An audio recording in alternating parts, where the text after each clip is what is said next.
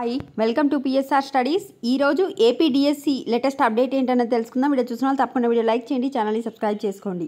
DSC ఆలస్యం, SC వర్గీకరణ కోసం ఆగిన నోటిఫికేషన్, తాజాగా వర్గీకరణపై ఏకసభ్య కమిషన్, దాని నివేదిక వచ్చాక నోటిఫికేషన్, ఈలోగా అభ్యర్థులు సన్నద్ధతకు అవకాశం, నోటిఫికేషన్ ఇచ్చాక ప్రక్రియ వేగవంతం, న్యాయ వివాదాలు రాకుండా ప్రభుత్వం కసరత్తు.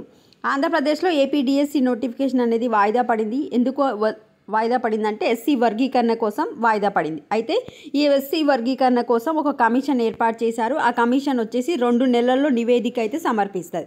2 నెలల తర్వాత నివేదిక సమర్పించిన తర్వాత మనకు సుప్రీంకోర్టు అయితే అనుకూలంగా తీర్పు వెలువరిస్తుందని అనుకుంటున్నారు. ఆ తీర్పు ప్రకారం డిఎస్సి నుంచి అమలు చేయాలని ఈ యొక్క డిఎస్సి నోటిఫికేషన్ అయితే వాయిదా వేయడం జరిగింది.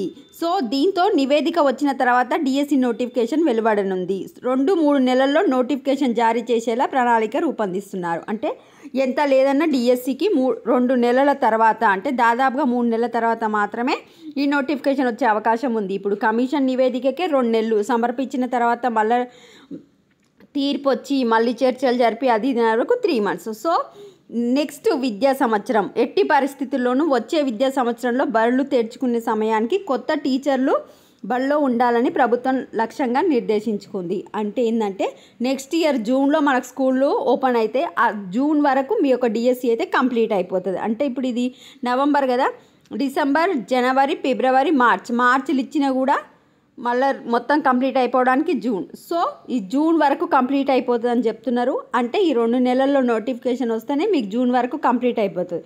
ఒకవేళ ఎస్సీ వర్గీకరణకు లేట్ అయితే బడులు స్టార్ట్ అయిపోయిన తర్వాత మధ్యలో టీచర్లు వచ్చే అవకాశం ఉంది. అట్లా వస్తే మళ్ళీ స్కూల్స్కి ప్రాబ్లం అవుతుంది కనుక మ్యాక్సిమం స్కూల్ స్టార్ట్ అయ్యే లోపే టీచర్లను కొత్త టీచర్లని స్కూల్స్లో అలాట్ చేయాలని చూస్తున్నారు. This is the update to the APDSC students.